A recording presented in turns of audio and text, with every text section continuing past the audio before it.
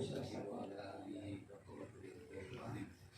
اللهم صل على سيدنا محمد صلاة تجعلنا بها من أهل العلم ظاهرا وباطنا وتشرنا بعبادك الصالحين في دنيانا وأخرانا وعلى آله وصحبه وسلم. اللهم إنا نسألك يا من لا إله إلا أنت لا إله إلا أنت أنت رحمنا بلا إله إلا أنت. اللهم إنا نسألك يا من لا إله إلا أنت لا إله إلا أنت أنت رضى عنا بلا إله إلا أنت. اللهم إنا نسألك يا من لا إله إلا أنت بحق لا إله إلا أنت أنت تغفر لنا بلا إله إلا أنت. اللهم أخلص قلوبنا بنور ربوبيتك وألوهيتك بحق قل هو الله أحد الله الصمد لم يلد ولم يولد ولم يكن له كفوا أحد. أما بعد. إلى حضرة النبي المصطفى سيدنا محمد اللهم صل وسلم وبارك عليه وآله وصحبه وآل بيته وذريته وإخوانه من الأنبياء والمرسلين والشهداء والصالحين والصديقين والتابعين وتابعي التابعين والعلماء العاملين والراشدين والمفسرين والمعلمين والمؤلفين والمجتهدين والصوفيين والمصنفين وحسن إلى ملائكة جبريل وميكائيل وإسرافيل وإسرائيل عليهم الصلاة والسلام وحسن إلى سيدنا أبي بكر الصديق رضي الله عنه سيدنا عمر بن الخطاب رضي الله عنه سيدنا أبي رضي الله عنه وسيدنا أبي بكر كرم الله وجهه وحسن إلى سيدنا بليان ابن مالكم رضي الله عنه عليه السلام وحسن إلى سلطان الأشرف والرجال وجميع أولياء الله مشايخ إلى مغارب في برية وبحرية أولا وآخرا ظاهرا وباطنا رضي الله تعالى عنهم وحسن إلى مشايخنا من حديث سلف يا شافعي يا سعود الشكرنا يا جلالنا مشهور العارفين ويا جلالنا سلطان مشهور العارفين ولجعلنا من قبل الأسعار وخير الأسعار وتعالى وجميع أهل البيت منه وأهل الخدمة أولا وآخرا ظاهرا وباطنا رضي الله تعالى عنهم. شيخ لله لكم الفاتحة. أعوذ بالله من الشيطان الرجيم بسم الله الرحمن الرحيم الحمد لله رب العالمين الرحمن الرحيم إياك نعبد وإياك نستعين اهدنا الصراط المستقيم صراط الذين أنعمت عليهم غير المغضوب عليهم ولا الضالين. رضي الله تعالى عنه ونفعنا الله بعلومه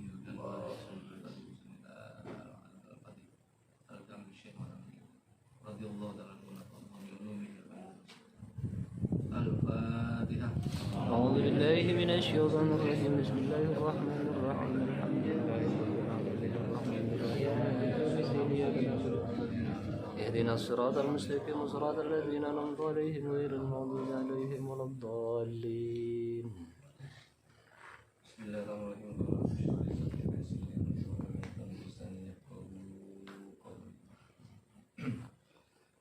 Bismillahirrahmanirrahim. Melanjutkan pembahasan yang kemarin. Sebelumnya perlu kita review ya, mengenai sekelompok orang dalam konteks mencari ilmu ini. Di sini Imam Al-Ghazali membagi atau mengklasifikasi menjadi 3 bagian. Yang pertama, di dalam konteks mencari ilmu itu ada sekelompok orang yang tujuannya di dalam mencari ilmu itu adalah murni semata-mata untuk mengharapkan ridha Allah dan untuk dijadikan bekal nanti di alam akhirat. Dan ini termasuk golongan minal faizin, orang-orang yang beruntung menurut Imam Al-Ghazali. Kemudian kelompok yang kedua adalah orang-orang yang mencari ilmu, yang tujuannya adalah agar menjadikan ilmu itu sebagai sarana di dalam pemenuhan kebutuhan hidupnya, yang mana kemudian dengan ilmunya itu orang ini bertujuan untuk memperoleh kemuliaan, kehormatan, pangkat, jabatan, harta, dan seterusnya. Ini termasuk dalam kategori kelompok yang masih golongan abu-abu atau nasibnya masih berada dalam pertaruhan masyiatullah, masih dalam pertaruhan kehendak Allah. Kalau Allah menghendaki orang ini diberi taufik untuk bertaubat sebelum ajalnya tiba, maka ini bisa masuk ke dalam golongan yang pertama tadi. Tapi kalau misalnya orang ini belum sempat bertaubat sebelum ketika ajalnya tiba, maka ini termasuk orang yang celaka. Nah, sekarang kita masuk dalam kategori pembahasan kelompok yang ketiga, yaitu warajulun salisun. Dan adapun kelompok yang ketiga, istahwadha, yang menguasai alaihi atas rajulun salis, asyaitonu, siapa setan. Fattakhadha, sehingga menjadikan siapa rajulun salis ilmahu, kepada ilmunya, dari atan, sebagai jalan atau media, ilat takatsuri bil mali, untuk menumpuk harta, wattafahuri bil jahi, dan untuk berbangga-bangga dengan jabatan atau pangkat, watta'azzuzi, dan untuk mengagungkan diri, bikathrotil atba'i, dengan banyaknya pengikut, atau kalau zaman sekarang dengan banyaknya follower, dengan banyaknya follower. Jadi ini kelompok yang ketiga, ini yang berbahaya, yang mana orang yang seperti ini, kata beliau, termasuk orang yang berada di bawah pengaruh setan, berada di bawah pengaruh setan, yang mana akibat dari pengaruh setan itu dia menjadikan ilmunya sebagai bahan atau sebagai media untuk hanya untuk menumpuk harta, hanya untuk berbangga-bangga dengan jabatannya, hanya untuk pamer misalnya, atau membanggakan dirinya dengan banyaknya pengikut.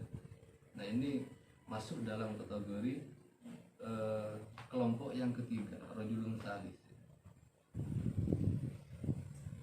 Yadkhulu, yang menipu siapa rajulun salis itu, bi ilmihi, dengan ilmunya, kullamat kholin, dengan tipuan yang banyak, kullamat kholin kathirin, dengan tipuan yang banyak. Tujuannya untuk apa dia menggunakan ilmunya sebagai bahan tipuan itu? Roja'a ayyak dia minad dunya wa tarahu.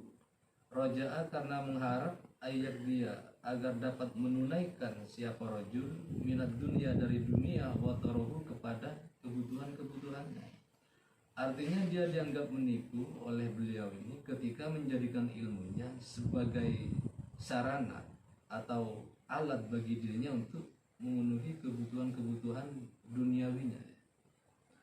Wahua, sementara adapun rajul ma'adzalika, bersamaan dengan hal itu, yudmiru, ialah merasa siapa rajul fi nafsihi, di dalam dirinya, annahu, sesungguhnya rajulun salis, indallahi, di sisi Allah, bimakanatin, ialah berada pada satu kedudukan yang tinggi.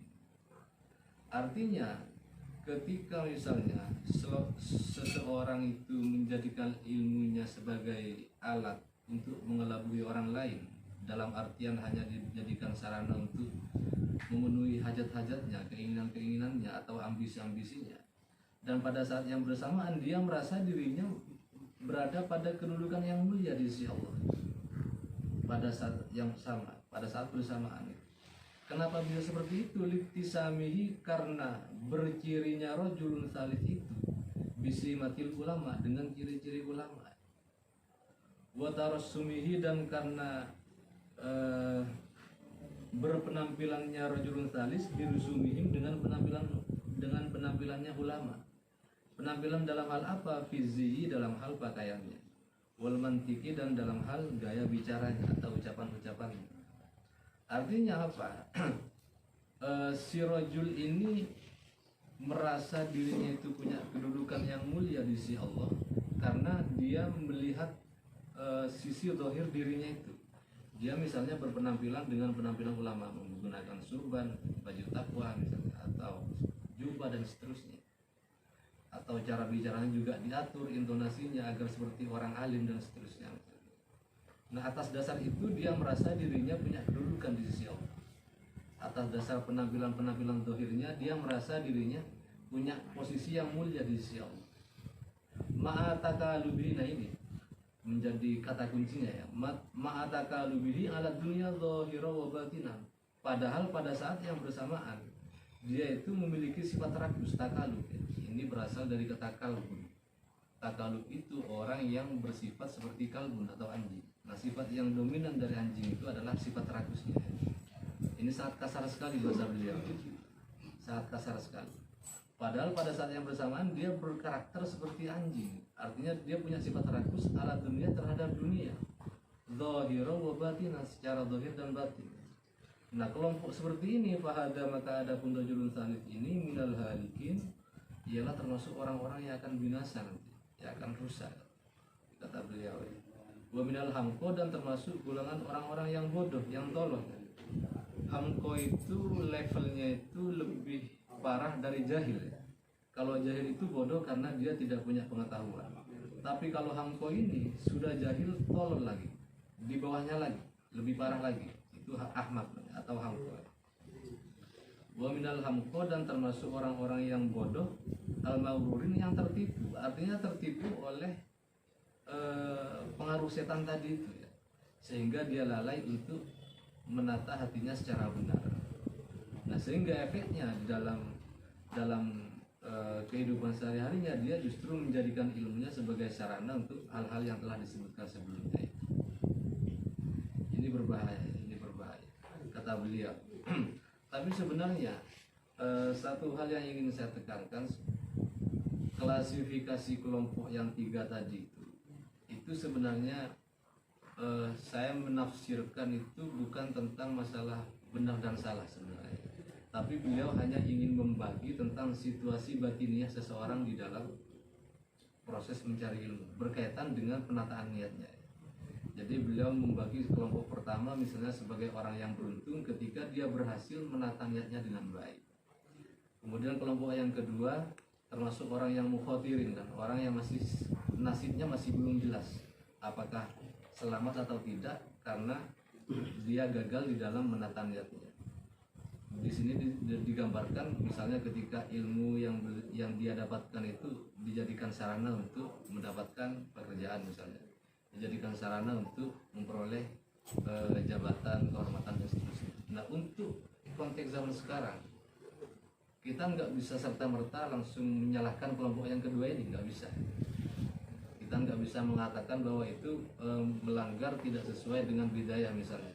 Karena sebenarnya saya menafsiri bahwa apa yang beliau jelaskan di kelompok kedua ini sebenarnya tujuannya satu, ingin mengembalikan kesalahan niat tadi itu kepada akar fitrahnya yang murni, yaitu lillahi ta'ala. Jadi bukan masalah standar benar atau salah. Jadi kita bukan berarti kita kemudian boleh atau sah menyalahkan orang ketika misalnya dia bersekolah tujuannya untuk mencari ijazah atau untuk mencari kemudahan di dalam menemukan lapangan pekerjaan dan seterusnya. Jadi ini tidak bisa kita jadikan alat untuk menilai orang, nggak bisa. Jadi beliau itu hanya memberikan opsi, kita mau masuk golongan yang mana, seperti itu ya. Jadi beliau itu seakan-akan ingin menumbuhkan kembali kesadaran ilahiyah seseorang di dalam mencari ilmu, agar dia itu tidak jauh dari akar fitrahnya, yaitu lillahi ta'ala itu. Saya kira tujuan beliau seperti itu, bukan untuk menghujat orang, bukan. Nah, kemudian kenapa ada kelompok yang ketiga ini? Beliau itu memberikan peringatan sebenarnya, jangan sampai kita masuk ke dalam kelompok ini, karena beliau itu tidak ingin kemuliaan ilmu atau kesucian nur ilmu itu dikotori oleh tujuan yang tidak baik. Tujuan beliau seperti itu sebenarnya. Bukan berarti beliau itu mengesahkan kita menggunakan konsep kitab ini untuk menghakimi orang, tidak. Saya kira bukan seperti itu tujuannya, tapi memberikan warning atau peringatan kepada kita agar kesucian ilmu Allah itu tidak dikotori dengan tujuan-tujuan dunia. Saya kira lebih ke sana. Jadi saya berharap teman-teman tidak salah paham, tidak salah tanggap terhadap konsep Imam Al-Ghazali ini, agar tidak terburu-buru suudzon kepada beliau. Nah, kenapa kelompok yang ketiga ini kemudian masuk dalam kategori al-halikin, termasuk kategori orang-orang yang binasa atau orang-orang yang bodoh, yang tertipu itu? Idzir roja'u, karena adapun harapan mungkotinun ialah terputus antaubatihi, dari taubatnya rojulun tsani itu. Artinya ketika orang sudah terjebak pada niat yang salah itu, sulit sekali diharapkan dia bisa bertaubat. Kenapa? Karena dia sudah merasa berada pada zona nyaman dengan apa yang dia lakukan itu. Misalnya dengan menjadikan ilmunya itu sebagai alat untuk menumpuk harta dunia dan seterusnya. Nah, ketika orang sudah terjebak pada zona seperti itu, akan sulit sekali kata beliau diharapkan untuk bisa bertaubat, kecuali memang mendapatkan taufik dari Allah. Kenapa demikian? Lidzonnihi, karena menduganya rajulun salis, annahu sesungguhnya rajulun salis minal musinin, termasuk golongan orang-orang yang telah berbuat baik ya. Jadi repot kita mengharapkan taubat kepada orang yang melakukan kesalahan, sementara dirinya sendiri menduga dirinya sedang melakukan kebaikan. Jadi susah kata beliau untuk diharapkan taubatnya, karena orang yang seperti itu tidak sadar bahwa dirinya sedang melakukan kesalahan, malah dia itu merasa dirinya sudah benar. Nah, orang yang seperti ini sulit sekali diharapkan taubatnya kata beliau. Wa huwa, sementara adapun rajulun salis, ghafilun adalah lupa angqouli ta'ala, dari firman Allah Ta'ala yang berbunyi, ya ayyuhalladzina amanu lima taquluna ma la taf'alun. Wahai orang-orang yang beriman, lima taquluna, kenapa engkau berani mengatakan sesuatu, lima taquluna ma, kenapa engkau berani mengatakan sesuatu la taf'alun, yang kalian sendiri tidak pernah melakukannya. Artinya sebelumnya sudah dibahas ini ya, tentang pengkhianatan terhadap ilmunya ya. Jadi orang ini jago misalnya menyampaikan mau'izah, akan tetapi dia sendiri tidak pernah bisa melakukan apa yang dia mau'izahkan kepada orang lain. Nah, ini kan termasuk kecaman dari Allah. Nah, jadi pengklasifikasian tiga kelompok itu lagi-lagi sebenarnya berakar dari bagaimana cara seseorang menata niatnya di dalam mencari ilmu. Nah, jadi tujuan utamanya sebenarnya kenapa konsep ini diciptakan oleh beliau, karena agar setiap mukmin yang sedang menyelam dalam dunia ilmu jangan sampai tercerabut dari akar fitrah ilmu tersebut, yaitu lillahi ta'ala. Nah, ada satu ungkapan dari ulama salaf itu ya, yang sangat simpel tapi bisa kita jadikan prinsip juga ya.